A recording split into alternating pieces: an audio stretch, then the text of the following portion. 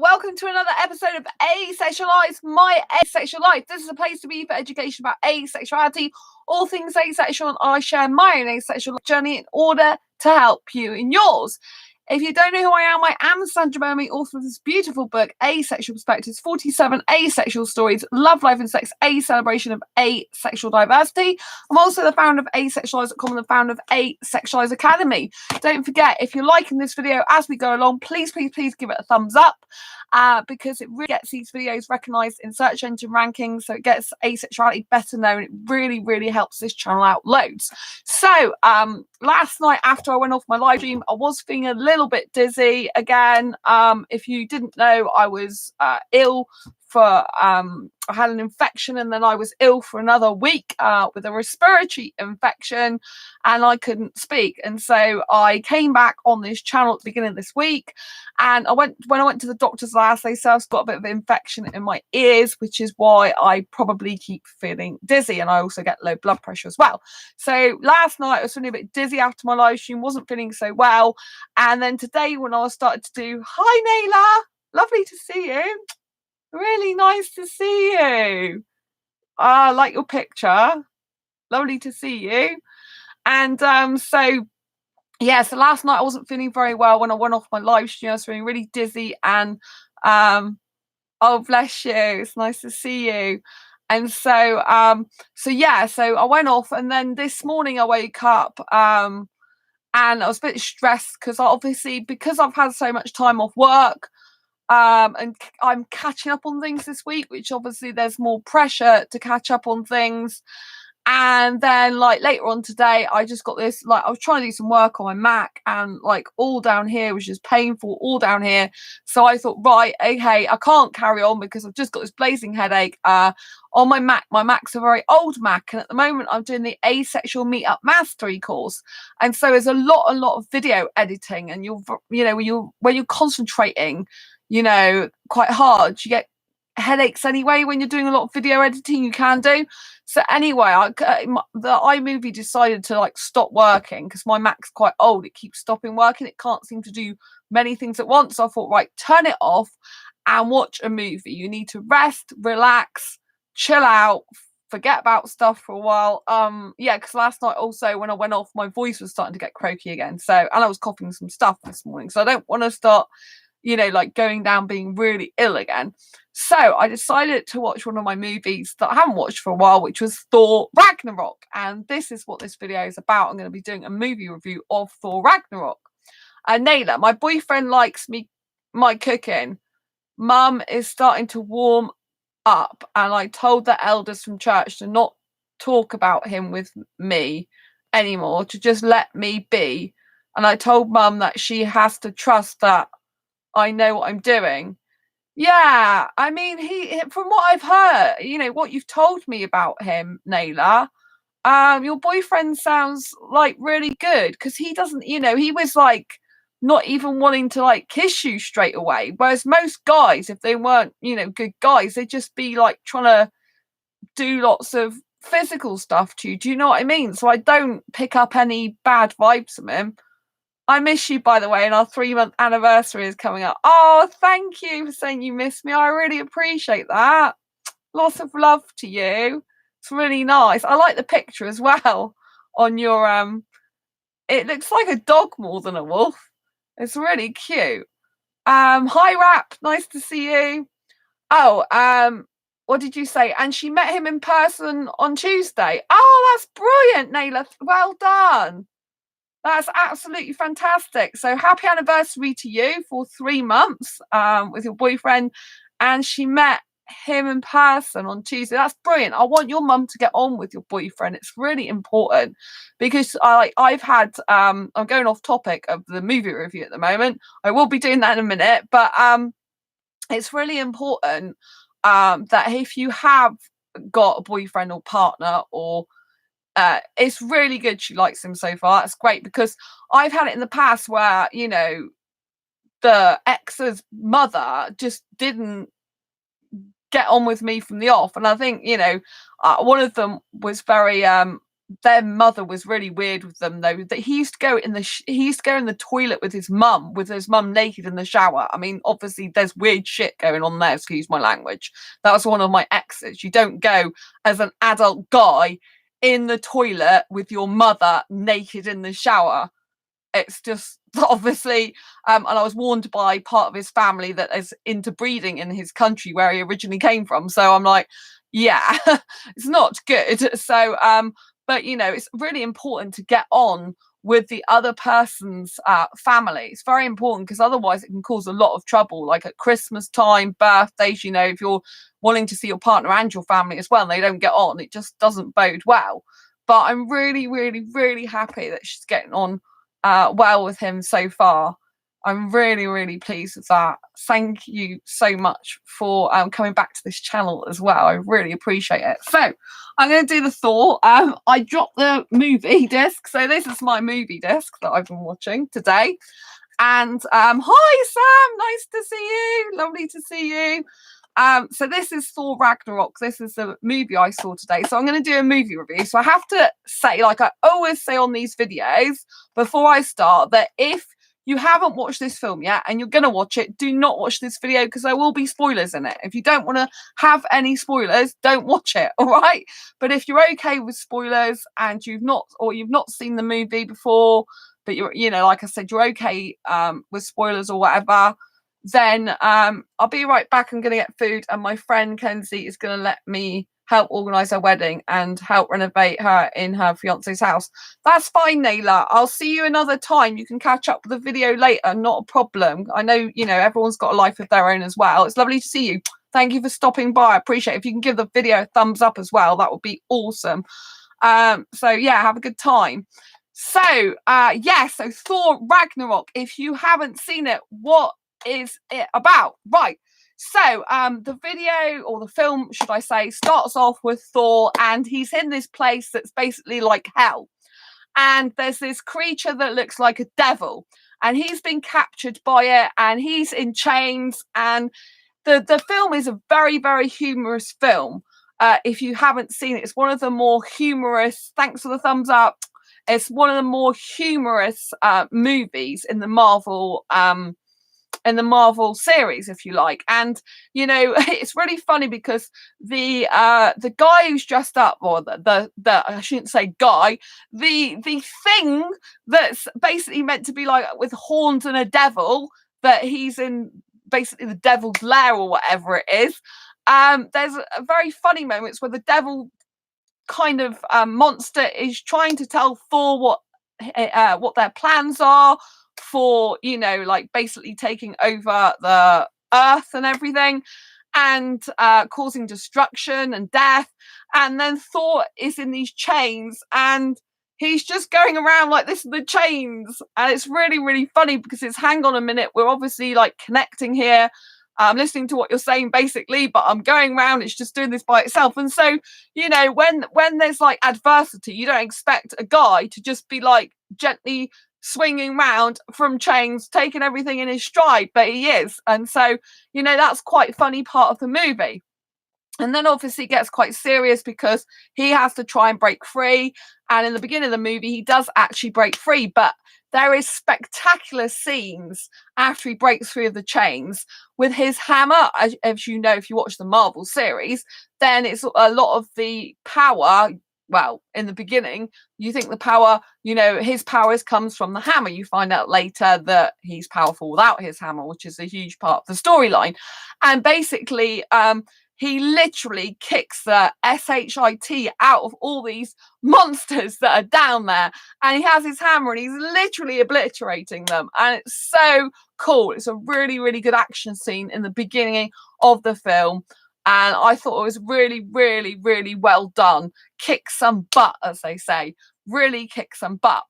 And so basically what happens a little bit further on in the movie is that he returns to Azkaban. I've got to look at this up. As Asgardian. I was going to say Azkaban, but that's to do with Harry Potter or something, isn't it? Asgardian, is that how you pronounce it? Yeah, Asgardian. So Asgardian is his home where Thor comes from. And when he goes back to Asgardian, he finds what it looks like his father watching this theatre performance of how of a guy actually playing the character of Thor himself and his brother Loki. Loki supposedly dying on stage. The guy looked like Mark Wahlberg as well. I have to say that. I don't know if it was because I didn't see all the credits. I should have paid more attention, but he did look like Mark Wahlberg playing Loki in the theatre version. And but if you know who it was, then don't forget to leave it down in the chat or comments. And so basically what happened is that when the theatre performance is over and his so-called dad sat there eating grapes with loads of women around him, he then throws his hammer and threatens what you think is his father, and it turns out to be Loki in disguise, and his father isn't there. So then excuse me, he's on a quest to find his father, like, Loki, what have you done with our father? And basically Loki's kind of banished him to this other place, and it's quite a sad moment because first it's a bit more humorous stuff because Thor goes and ends up meeting Doctor Strange, and basically they have this conversation. Doctor Strange knows where his father is, and then Loki turns up and they both end up going to see their father. And the sad bit is, in this particular movie, the father dies in it. And Thor kind of blames his brother for putting their father in exile, for like banishing him into this place. And so there's obviously a rift between them. But before their father dies, he warns Loki and Thor that they have a sister, which was his firstborn child, and technically the heir to the throne after he dies. And and basically their sister is evil, and she's a goddess of death. And so the film very much then takes on the part of Thor and Loki against their sister, their evil sister, the goddess of death. And so the goddess of death goes on Asgardian, and she takes over their whole home. And basically what happens is, when they were confronted, their sister, after the father's death, was confronting Thor and Loki, Loki was like, oh, get us out of here now. And as it was like, get us out of here now, the goddess of death decides, in their sort of like their timeline of going back to a point in time and back in their home, she basically avoids getting hurt herself by Loki, and then Loki goes off in a point in time on this like timeline when they're traveling through time to go back to the Asgardian, and then Thor actually ends up being in a fight with his sister, and he ends up going off to a different timeline. And then that's how the sister gets in there and takes over Asgardian and takes over the people, kills a load of people. The good thing about the goddess of death is she is a very powerful female character. So as much as you kind of hate what she's doing, and she's ruthless, callous, cold-hearted, you know, in terms of the Marvel universe, there's a very much charismatic feel to her. There's a very much strong, powerful feeling, and a very strong character that complements kind of the strong guy characters, particularly the more evil ones, or Loki, who's kind of like, you know, part evil, and then all of a sudden he's on the more good side, then he's on the bad side. But you know, so it's kind of like Loki's predominantly known as bad, but he's got these bits of good in him. So you know, it's kind of his alter ego in a way, but gone worse in my opinion.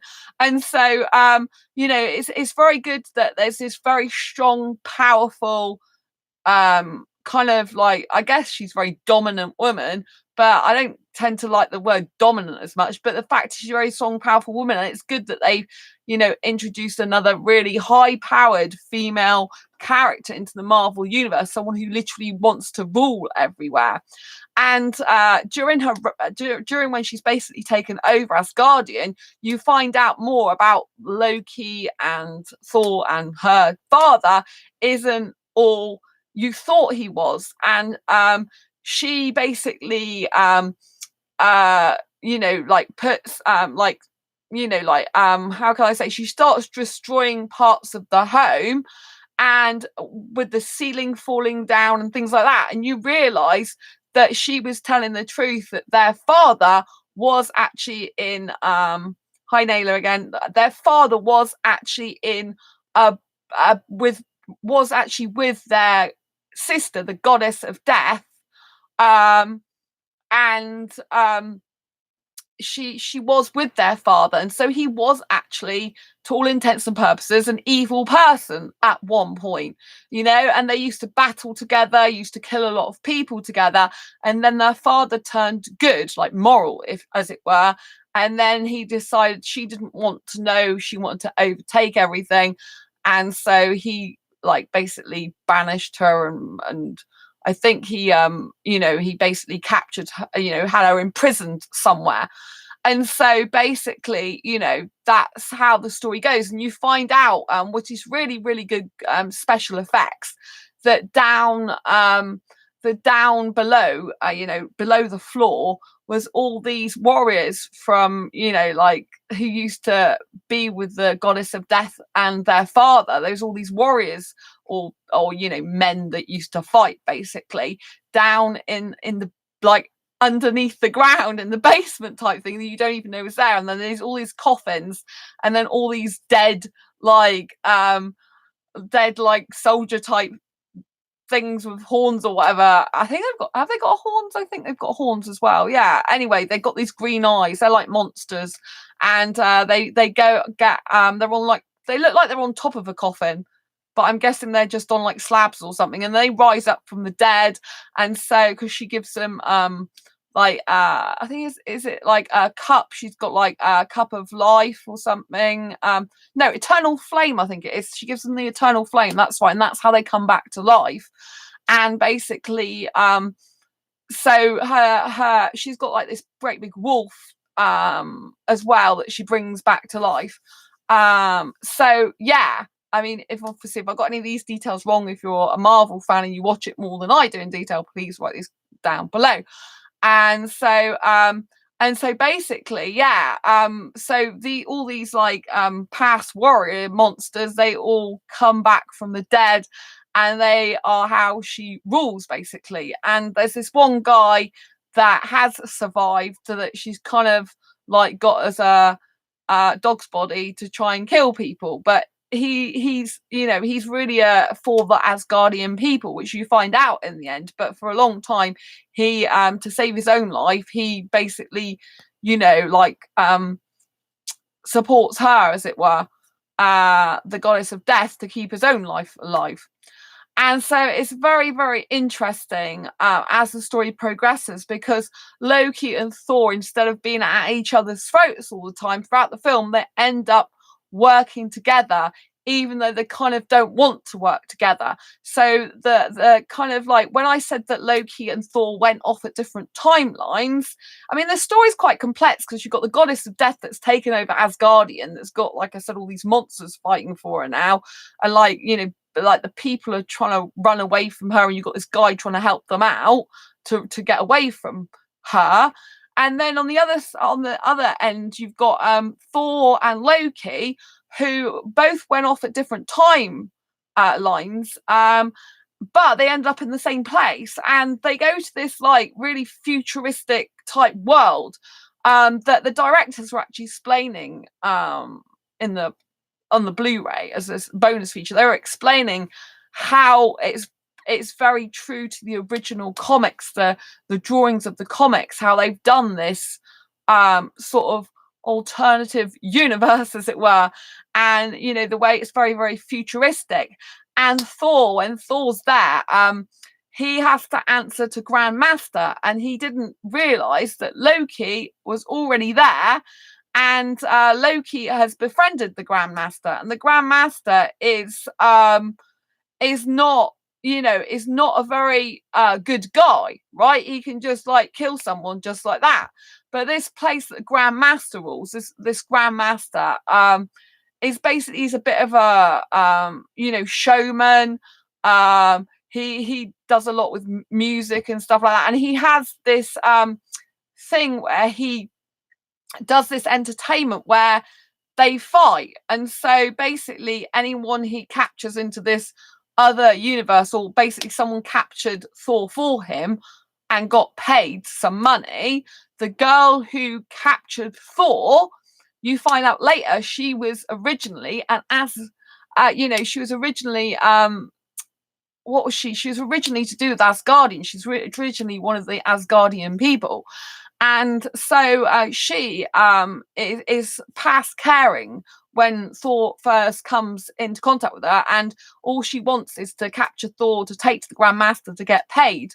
And she's like a drunk type person. And then anyway, the Grandmaster, he has this place where people fight. He captures people, or has this girl and other people capture people for him, and then he puts them in a fight with this creature, kind of, you don't know who it is, and then you find out later that it's the Hulk. And what's really, really interesting about this storyline is not only is it Thor and the Hulk against each other, which makes it really, really entertaining, you find out the whole kind of like mind concept that that the Hulk has Banner has been the Hulk for 2 years. And so the only thing that brings him back to being Banner is a video that he ends up seeing in the ship that he first got stranded on this planet by. So yeah, it's, well, I say planet, this like universe, this alternate universe kind of thing, where the Grandmaster is. So it's really, really got lots of intricate storylines in it. It's really very fascinating how they've managed to incorporate so many different things, like the Hulk versus the Banner, like it's the same person but two separate beings, isn't it? And I think it's quite good to like think about that, like if which one is the better one? Is it Hulk or is it Banner? Because Banner like says in there he's got 7 PhDs, and the Hulk has got like physical strength. So Banner has mental strength, and the Hulk has physical strength.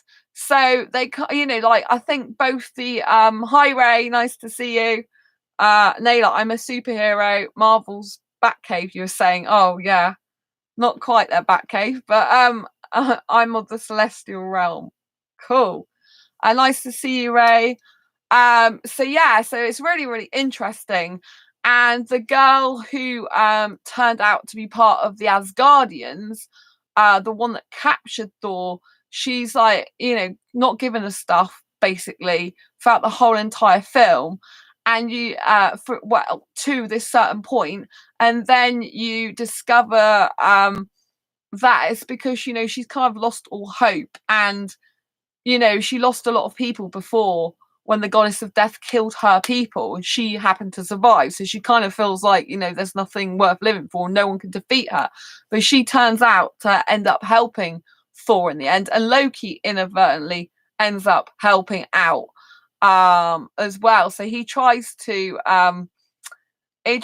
like con Thor again. And the really good thing about this movie is Thor actually sees the patterns of Loki's behavior, and how Loki does certain things all the time in a cycle to try and con Thor.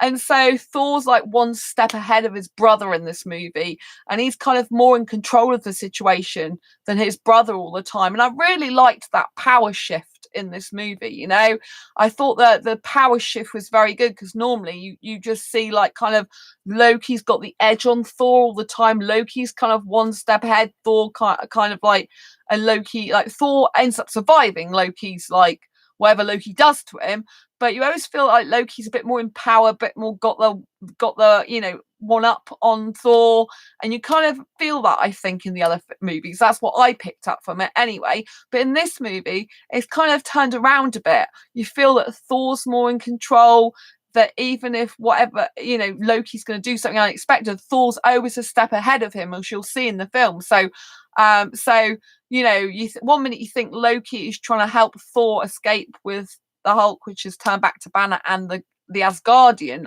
girl, and instead he's like, oh no, I get more for your capture, Thor, than basically basically me going and getting my freedom with you. And then his brother turns the tables on him and ends up, Thor originally had this device on him, which the Asgardian girl, when she captured him, put on his neck, which he couldn't get off, which is a remote control to control him. So every time she did, he did something or tried to escape or did something she didn't like or whatever, she can just press this button. So he managed to get off earlier in the film. And then what happens is when Loki, oh, you didn't trust me, brother, did you? And he's like, oh no, I didn't. And then he kind of attaches one of these things to his neck and basically uses a remote control on him. And so he's like, oh, I've got used to your patterns now. I've noticed a little circle that keeps turning around, the things you're doing. And I just think that's so fascinating that the dynamics changed. Like, I always felt throughout this movie that Loki's still powerful, but not as powerful as Thor. I kind of think that Thor's the one ahead of him now, that Thor is more in control of the situation with Loki. And it's kind of like he knows his brother really well now. He says, like, to Loki, you've always been the god of mischief and you always will. And it's kind of like in this film, it's kind of like they are a little bit more friends, but they accept each other's differences. And I thought it was really good. There's this really funny part in the film where he's basically, Thor says to Loki about pretending that he's ill, and Loki should pretend that he's ill in order for these people, when they're trying to get away on the ship, to allow them to pass. So he basically says about Loki being sick, which he isn't at all, then grabs hold of Loki and chucks him at all these blokes to squat them. It's really funny. I really, really liked the different dynamic, and the ending was amazing because you did have, like, Loki in the end ended up, it's really funny. So basically Thor had freed all the other type of prisoners, and they went to get on the other ship to go away. Aircraft, not ship. Sorry, aircraft, not ship. I don't know why I got that wrong. But yeah, this other aircraft, this other, like, well, I can't exactly call it a normal plane, but it's aircraft, right? And the rock guy, he basically switches Loki's the remote control that Thor's put on Loki's neck. He switches it off, so Loki is fine again. And then the rock guy looks at him, and, like, Loki's like, oh yeah, you look like you should do some leadership. And so he then leads the aircraft.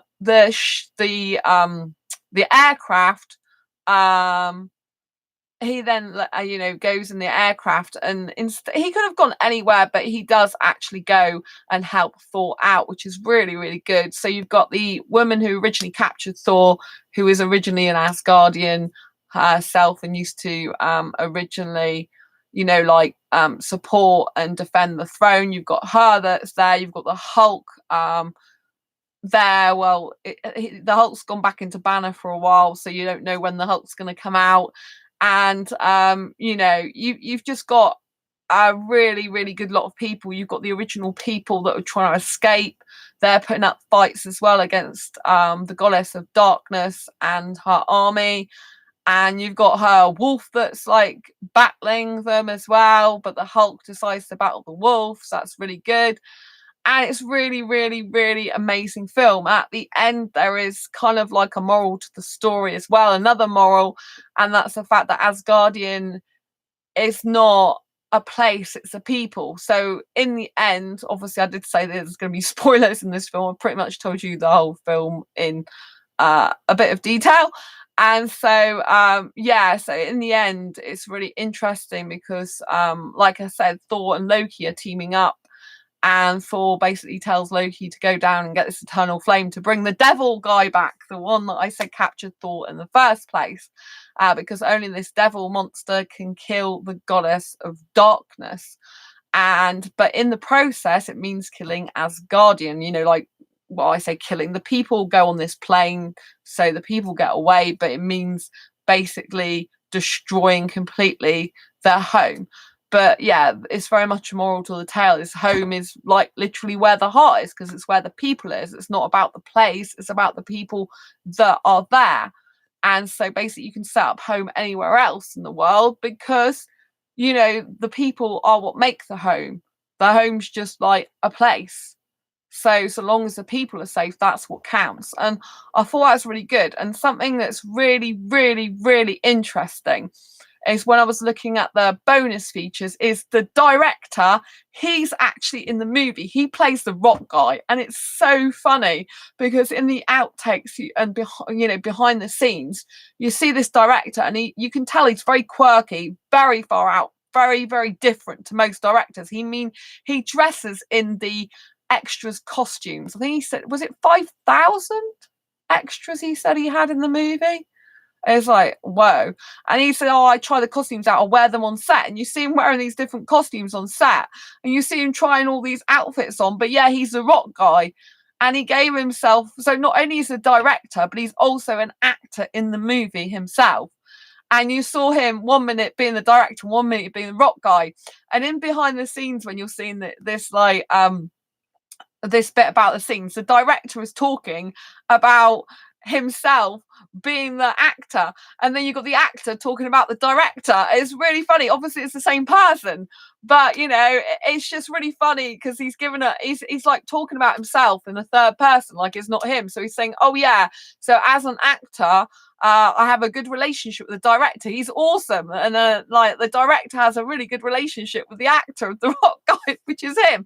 And so it's really, really funny to see that. I mean, his voice in real life does sound like his rock character when he was, when he talks sometimes when he's being interviewed, like he's saying he's wearing these different outfits, whenever he's directing, he just puts on different outfits and then tries another one the next day and stuff like that. So he gets very, very involved, very, very engrossed. He's always laughing and joking around, but trying to be serious at the same time. And I just thought it was really, really interesting. He's put himself in the film. I think, not only is that interesting, it's kind of like taking opportunities in life.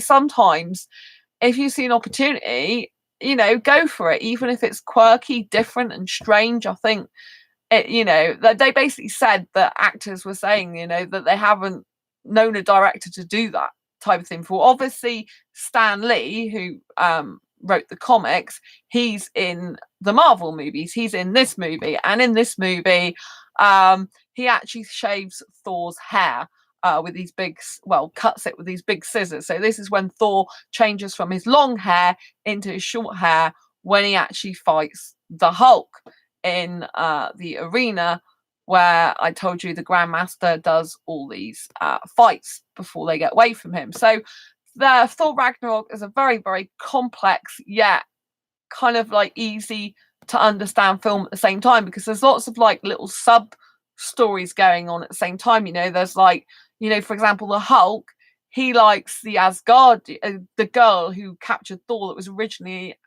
an Asgardian. He kind of like, they kind of like have this romantic sort of connection a bit, because because it's like, it's a bit, an affectionate relationship, I should say, rather than romantic. It's kind of like they mutually care about each other a bit more than a friend. So maybe it's like a platonic relationship. Maybe it's like an asexual platonic relationship, more actually thinking about it, because the way they talk to each other, you can tell that they really like each other more than friends. And obviously later on she ends up liking Thor a bit more, you know, because she's worried about in case he dies and stuff like that. But there's no sex in this movie whatsoever. So as you know from watching this channel by now, I'm asexual, means the absence of sexual attraction. I don't get sexually attracted to anyone. I'm only romantically and most other ways attracted to guys, but not sexually. I don't want sex with them. And so I always try to watch movies that have no sex in them whatsoever, because I don't like it. I don't think it's necessary in movies whatsoever.